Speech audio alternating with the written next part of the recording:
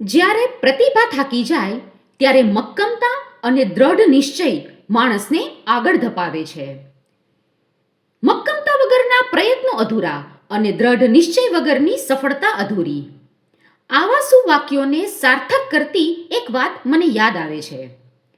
એક વખત એક જહાજના કેપ્ટનને એવો સવાલ પૂછવામાં આવ્યો કે જીવન અને સફળતાનું રહસ્ય શું છે? ત્યારે એ કેપ્ટને બહુ સરસ જવાબ આપ્યો. તેમને કહ્યું કે આ દરિયો અને મારું જહાજ જ એ રહસ્ય છે. દરિયો કેટલો વિશાળ છે! દરિયામાં પૂર, તોફાન, મોજા આ બધું આવતું જ રહે છે. પણ જહાજને એ ડૂબાડી શકતું નથી.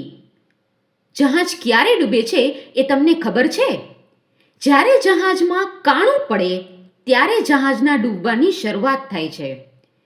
જહાજમાં કાણું પડવાથી જ્યારે બહારનું પાણી અંદર આવે છે ત્યારે જહાજ ડૂબે છે. જીવનનું પણ કંઈક આવું જ છે.